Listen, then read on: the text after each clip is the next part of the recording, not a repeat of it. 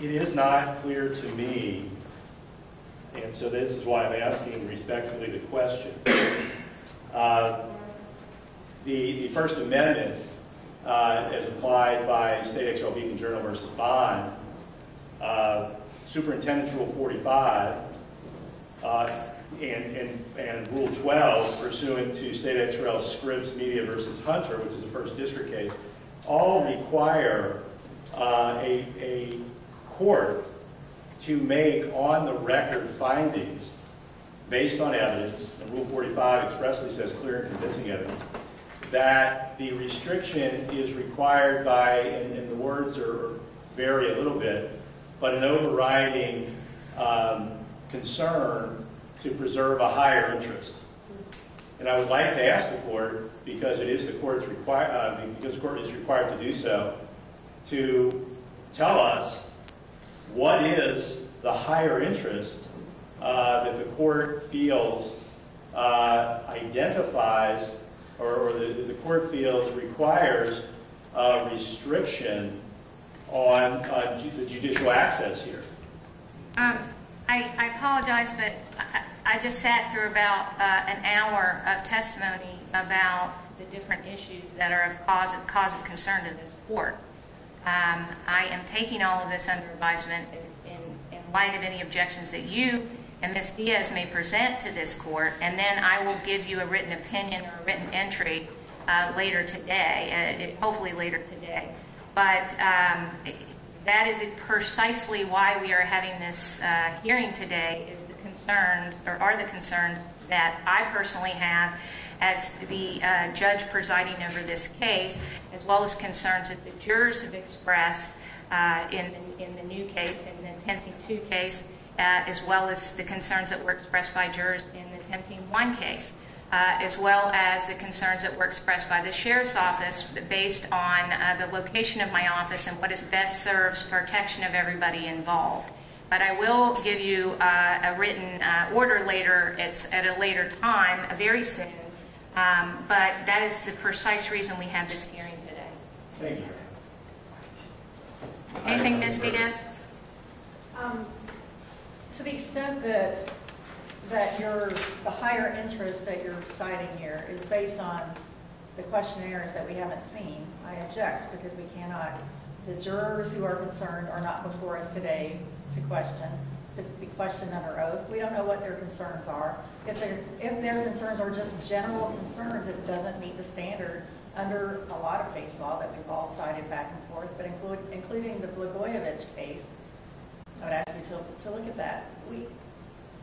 If the higher interest is some jurors are concerned, we don't even know what their precise concerns are. How can you make a particularized finding about matters of deep personal interest, and we can't even ask the jurors what those are? Ms. Diaz, what I have found with the media counsel in this particular case, I've never faced it before, is that, you may have a seat, is that counsel continues to go back to the fact that they can't question these jurors, therefore, how do they know? But that's the whole crux of what is going on, is the fact that jurors are scared. I spelled out a question. You all have the jury questionnaire. It's blank, but it tells you what the questions say. Question number 104 and question number 150. 104 speaks to if their identities, and this is not the identical wording of that question, but it essentially says the media is going to ask for your identities, or has, or something to that effect. If we have to release them, if the court is required to release those, are you still willing to sit as a juror in this case? That's number 104. Number 150 says, do you have personal safety concerns? And this is just another paraphrasing of that question. Of being a juror in this manner, and ask them to expound on what their safety concerns are. I have read those in camera. I went through 180 questionnaires, and I gave you the numbers earlier in this hearing as to how many people are seriously concerned about that, and they are seriously concerned about their safety if their identities are released. No decision has been made on jury questionnaires, and you will not see a decision on that for a few days. The number one issue we have right now is media coverage, actual electronic devices and filming of the media or of the proceedings by the media. That's what will be addressed immediately, and then forthcoming will be the issue with regard to the jury questionnaires. Your Honor, if I may ask, when does the court believe it will begin the voir dire? Tomorrow morning.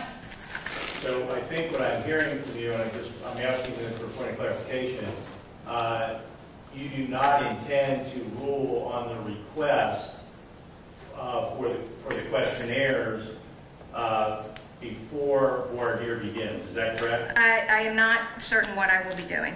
But I know the first issue at hand will be media coverage. Your Honor, there's no, I'm sorry, I didn't mean to interrupt. By all means, go ahead, Mr. Greiner. I'm sorry if I didn't. No, go ahead.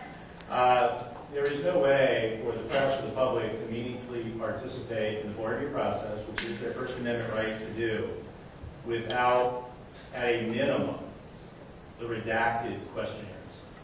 At a minimum. There's simply no way for this court to understand, for the press and the public to understand who is sitting in that box.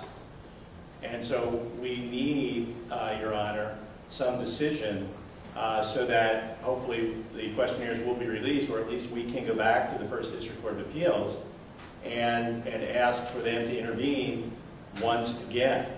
But there is simply no way that the press or the public can have any meaningful involvement when the questions are essentially answered in documents that the press and the public cannot see. The last time is in the last proceeding, in my recollection, voir dire took about an hour.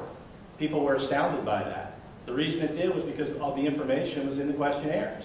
So I think with voir dire beginning tomorrow, and if those questionnaires, at least in redacted form, are not produced, the press and the public will have no way to know much of anything about the jury that is presiding over this case, which, as you said, is of great public interest.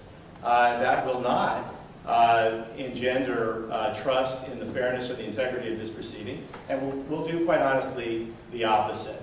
So we would urge you, Your Honor, to provide the questionnaires at a minimum in redacted form. We think they should be provided in unredacted form, but at a minimum in redacted form, or at least indicate that you choose not to do so, so that we can ask the First District Court of Appeals to intervene in a timely and meaningful fashion. But if there is delay, that will simply result in a situation that is really untenable. Okay, thank you. Anything further? No? Yeah, Your Honor. All right, the issues will be taken under submission. I do want to make it clear, if I have not already made it clear in the record, that I'm taking judicial notice in this case, and that this case is a character and a nature that in the community that incites passion regardless of the outcome it has, and that needs to be noted. A decision will follow promptly. Thank you.